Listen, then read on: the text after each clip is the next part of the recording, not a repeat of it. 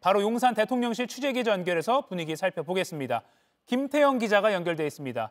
김태영 기자, 윤 대통령 담화 내용 1분 50초 정도였죠. 먼저 정리를 좀 해주시죠. 그렇습니다. 윤석열 대통령이 계엄령 선포와 해제 발표 이후 다시 국민 앞에 섰습니다. 담화는 1분 51초로 매우 짧았습니다.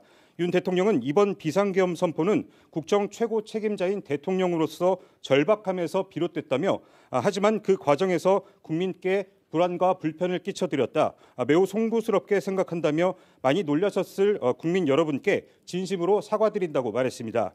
그러면서 법적, 정치적 책임 문제를 회피하지 않겠다며 제2의 계엄 같은 일은 결코 없을 것이라고 분명히 말씀드린다고 했습니다. 향후 거취에 대해서도 짤막히 입장을 냈습니다. 임기를 포함해 앞으로 전국 안정 방안은 우리 당, 그러니까 여당에 일임하겠다며 향후 국정 운영은 우리 당과 정부가 함께 책임지고 해나가겠다고 말했습니다. 윤 대통령은 마지막에 한 차례 더 사과한다고 말하며 고개를 숙였습니다.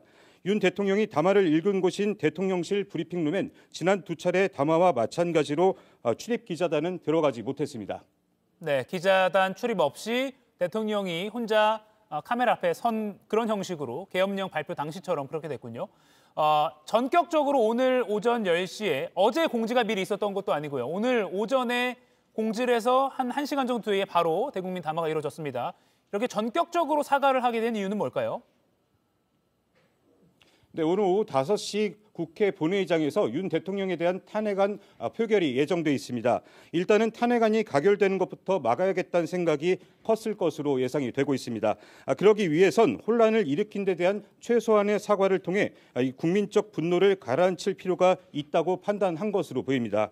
다만 입장은 내더라도 그렇다고 설명이 길어지면 불필요한 논란을 또 낳을 수 있다 보니 일단은 짧게 사과하고 향후 거취에 대해서도 가능성은 열어놓자 이렇게 판단한 것 아니냐는 분석이 나옵니다.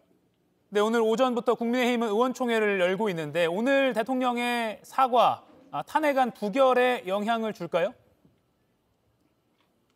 그건 섣불리 예단하기 어렵습니다. 일단 한동훈 대표가 어제 오전 긴급 최고위원회에서 직무집행 정지를 요구하며 사실상 탄핵 찬성으로 돌아선 듯 말했습니다. 그리고 홍장원 국정원 1차장이 윤 대통령으로부터 국회의원에 대한 체포와 구금을 직접 지시받았다고 폭로하고 당시 계엄군의 움직임을 챙겼다는 증언도 나왔습니다. 그러면서 당초 사과에 소극적이었던 윤 대통령이 서둘러 대국민 담화에 나선 것으로 보입니다. 일단은 국회 탄핵안 가결을 막는 게 급선무인 만큼 한 대표의 요구사항을 수용하고 여당의 탄핵 반대 당론에 명분을 주면서 이탈표를 막고 시간을 벌겠다는 의도로 풀이됩니다. 다만 오늘 담화에서 사과 외에 계엄 선포를 하게 된 이유와 진행 과정, 이후 실행 단계에서 체포를 직접 지시하고 상황을 챙겼는지 등에 대한 소상한 설명은 없었습니다. 또 이미 너무 늦었다는 반응도 많습니다. 따라서 아까도 말씀드렸듯이 표결 결과는 신중히 지켜봐야 할 것 같습니다. 지금까지 용산 대통령실에서 JTBC 김태영입니다.